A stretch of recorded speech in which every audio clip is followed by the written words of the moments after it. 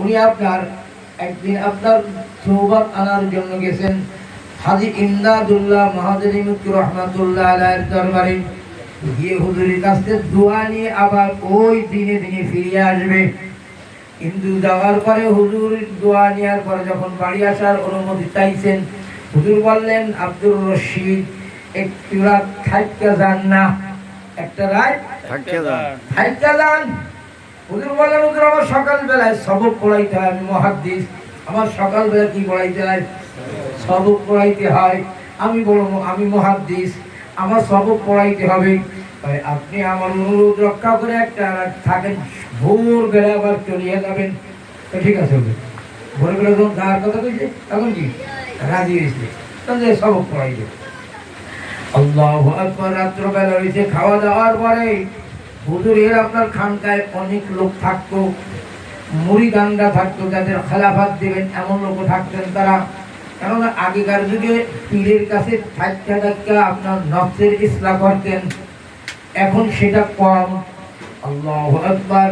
খানা ফেরার পরে ওনাকে যখন বিছনা দিবেন, খাদেমকে বলে দিছে আমার রশিদ আহমদের বিছনাটা আমার বিছনার পাশে লাগাই দিও, আমার খাটের লগে ওর খাটটা একটু মিশাইয়া দিও। সুবহানাল্লাহ বলুন। সুবহানাল্লাহ। খাটের সাথে ওর খাট মিশাইয়া দিও, বেশি না, একটু মিশাই দিতে দিয়েছে। আল্লাহু আকবার। খাদেম ঠিক তাই করছে। আল্লাহু আকবার। আল্লাহর ওলি নিয়ম অনুযায়ী ভোর রাত্রে উঠিয়া তাহাজ্জুদ পড়তে আসে। অন্য অন্য যারা খানকায় থাকে তারাও তাহাজ্জুদ পড়তে আসে। তাহাজ্জুদ পড়িয়া জিকিরি বসিয়া গেছে, কেউ জিকির করে, কেউ তাহাজ্জুদ পড়ে। হঠাৎ করে রশিদ আহমদ গাঙ্গাহি রহমাতুল্লাহ আলাইহি আপনার ঘুম ভাঙ্গিয়া গেছে। ওনার ঘুম ভাঙ্গিয়া যাওয়ার পরে উনি হঠাৎ করে লাফায় উঠছে। উঠতে এখন আপনার ওযুখানা যে ওযু করছে, ডাকছে নাকি? তো ডাকছে নাকি? কেউ ডাকে নাই। ওযুখানায় যাই আপনার ওযু করছে, আইসা তাহাজ্জুদ নামাজ পড়ছে। তাহাজ্জুদ পড়িয়া আপনার রশিদ আহমদ গাঙ্গাহি রহমাতুল্লাহ আলাইহি হাজী সাহেবের পাশে বসে জিকির শুরু করে দিছে। জিকির যখন শুরু করে দিছে, কিছু সময়ের ভিতর এমন হাল পয়দা হইয়া গেছে, এখন আপনার হাল আর হাল, এখন মজলিস এখন গরম হইয়া গেছে, হাল উঠিয়া গেছে ওনার জিকির করতে করতে। আল্লাহু আকবার, আল্লাহু আকবার। এখন মাওলার মুহাব্বত তার দিলের ভিতরে এমন পয়দা হইছে, নিজে এখন ঠিক থাকতে পারতেছে না। নিজে এখন এত বড় একজন মুহাদ্দিস এখন ঠিক থাকতে পারতেছে না, হাল হয়ে গেছে, লাফালাফি করতে আছে, দৌড়াদৌড়ি করতে আছে, চিৎকার করতে আছে।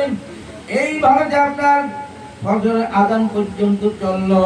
ফজর আযানের পরে আপনার সুন্নত করিয়া এখন জামাতে সবাই নামাজ আদায় করেছেন। জামাতে নামাজ আদায় করার পরে এখন রশিদ আহমদ লক্ষ্য করে বলতে, হাজী সাহেব আব্দুর রশিদ যাও, তুমি বাড়িতে যাও, সবক পড়াও। এখন বলতে হুজুর আমি যাব না। নিয়ত করে আইছে কি দিনে দিনে ফিরে যাবে, দিনে দিনে এই আপনার অবস্থা যাইতে আওয়াজ বাড়াবে, দিনে দিনে ফিরে যাবে। আর এখন আপনার হুজুর বলতেছে যাও, সবক পড়াবে না। এখন কি বলতেছে? যাব না। কেন যাবে না? ওই তাহাজ্জুদ নামাজ, ওই তাহাজ্জুদ নামাজ এবং